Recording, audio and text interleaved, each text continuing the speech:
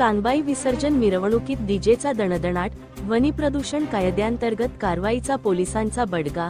खान्देशचे आराध्य दैवत असलेल्या कानबाई मातेच्या विसर्जन मिरवणुकीत मर्यादेपेक्षा जास्त आवाज करणाऱ्या डीजे चालकांवर धुळे शहर पोलिसांनी कारवाईचा बडगा उगारला आहे।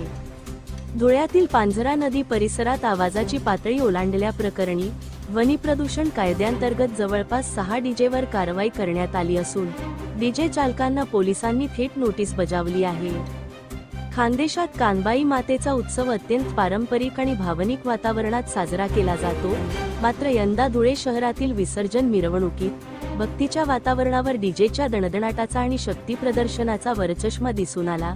एका डीजेचा आवाज थांबतो न थांबतो तोच दुसऱ्या डीजेचा दणदणाट सुरू होता। मिरवणुकीत आवाजाच्या मर्यादेचे उल्लंघन होत असल्याचे निदर्शनास येताच धुळे शहर पोलिसांनी या डीजे चालकांवर कायदेशीर कारवाई केली। विशेष म्हणजे आगामी गणेशोत्सवासाठी अवघे 20 दिवस उरले असून यंदाचा गणेशोत्सव डीजे मुक्त करण्याचा निर्णय धुळे पोलिसांनी घेतला आहे। पोलिसांच्या या निर्णयावर काही डीजे चालकांनी नाराजी व्यक्त केली होती। याच पार्श्वभूमीवर सोमवारी निघालेल्या कानबाई मातेच्या मिरवणुकीत पोलिसांनी ही धडक कारवाई केली।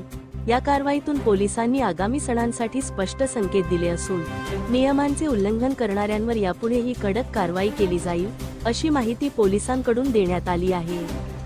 धुळे क्राईम न्यूजसाठी अब्दुल रहमान मलिक, धुळे।